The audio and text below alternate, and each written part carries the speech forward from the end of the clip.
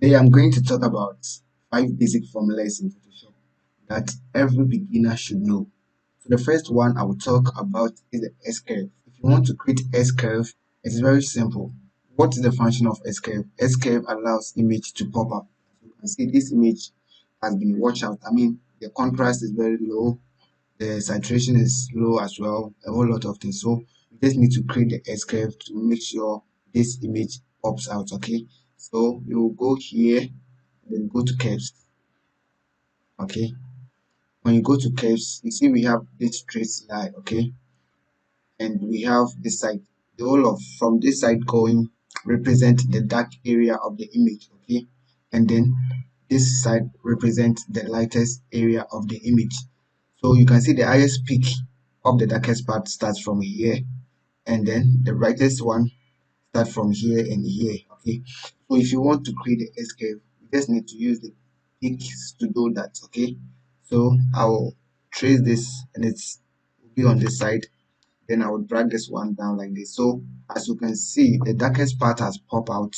Now I'm left with the brightest side. Okay, the highest peak comes at this point, so you can just push this one up like this. So as you can see, you can do a little bit adjustment to your image.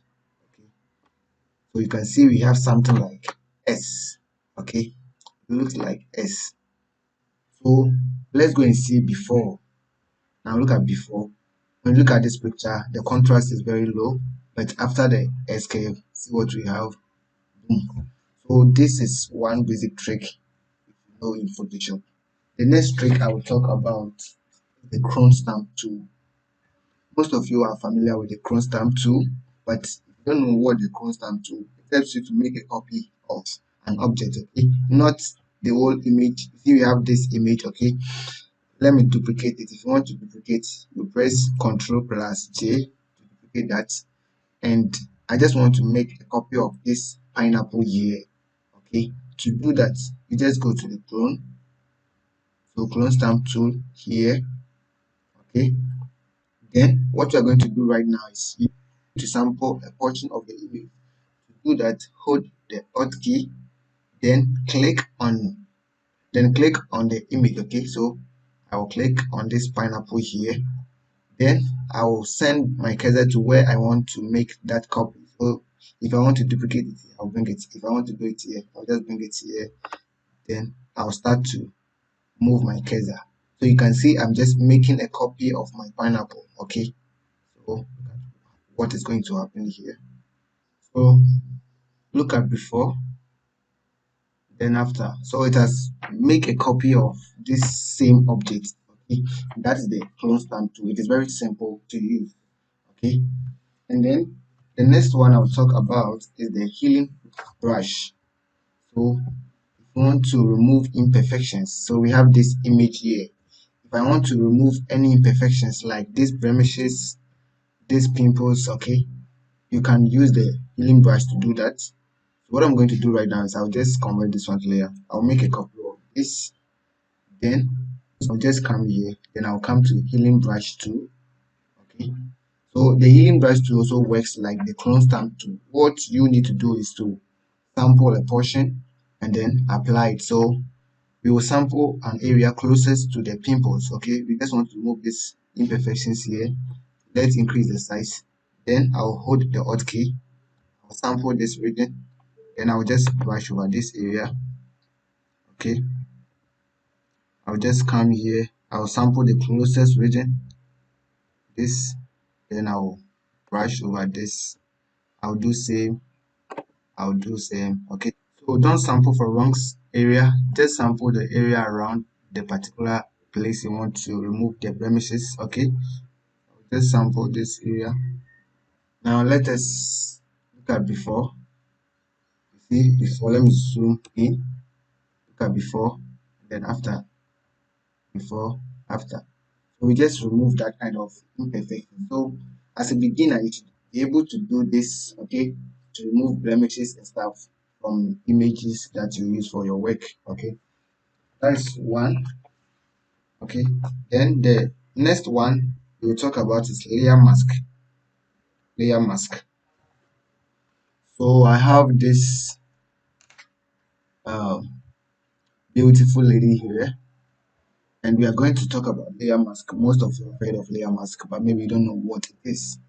So let us go here, go for elliptical marquee tool. Then what we are going to do is that we don't want to create an oval, we want to create a circle. Okay, so hold the shift key, then start to create. If you don't hold the shift key, it's going to create an oval. Okay, then you create something like this. Let us move it. We just want to club this particular area. So one important function of the layer mask is that saves you from maybe duplicating your images or maybe causing a permanent distraction to your layer. So you need to create a layer mask. So what I will do right now is I'll click on this to add a layer mask. Now this is what the layer mask do. When you zoom in here, you see we have this white portion here and we have this dark portion. The white portion is the part of the image which is visible, okay? Now this is non-destructive layer, and then the dark portion is the portion of the image which is not visible. Okay, so you see when I hold shift and I click on this, everything comes back. It means my layer has not been destroyed, hides some region and makes some region visible.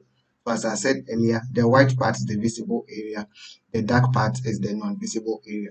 So if you have a layer mask and you want to make sure this portion is visible, we have black here. So if I brush black on this portion, it is not going to be visible. Brush. Then let's increase the size. And let me try to see, I'm just hiding this portion. So if I want to bring it back or I want to make it visible, I need to change this one from black to white. By clicking on this, then I'll just come back again and I'll click on this. Then I can view my image back, and you see as I'm painting white over this area, it becomes visible. That is the layer mask. Very simple to understand. The last one I'll talk about is the hue and saturation. Okay, hue and saturation is also very important as a beginner, especially for photographers. Sometimes you just want to change the hue of your image. For example, we have this particular image here. I just want to change this greenish cyan uh, color here. Okay, what I need to do right now is I have to go here and then go to hue stroke saturation. Now, what's the meaning of hue? Hue means difference in color that is visible to the eye. Saturation is the intensity of the color. Okay, so in another way, hue is the same as a color. Okay, so we have this color ranges here. So it starts from this portion to this side. That's the color that we have. Then we have the intensity. As you move to the right side of the saturation, it becomes more intense. When you move to the left side, it becomes less intense. And this one will change the color to the color you want. But before you do that, before you change the color, it's better you select or sample the region you want to change. This is what I'm trying to imply. Zooming, I move this slider to this side. Look at this. It's changing the whole image. That's not what I want. What I want is I want to change this particular color. Okay, so I'll just go to this particular hand tool here. Okay, then I'll sample the color I want. So I'll sample this color here. And you see we have the color range here. So I can just adjust this one because I need more of the cyan. So I'll just move this one here. See we have some portion of green. I need that one as well. Cyan green. I need that one as well. Just move the green to the side. So it means I have sampled enough of the colors that I want to change. Now from here, I can move the slider either to my left or to the right, depending on the color I want. I want blue, so I'll just go to this side. You see we are getting blue now, okay, without affecting other portion of the image. If I move this saturation to this side, the intensity becomes very high. If I move to the left, it becomes very low. Okay, as you can see, very low intensity here. And as I go to the right, it becomes very high. So let us go back and see before and after. So this is before, and then this is after. So this is the very basic Photoshop formulas or tricks you should know as a beginner in Photoshop. They are easy to do. I thank you for staying with me, and I will see you in my coming tutorials. If you are new to this channel, do well subscribe to this channel, follow our videos, like and comment. Bye bye.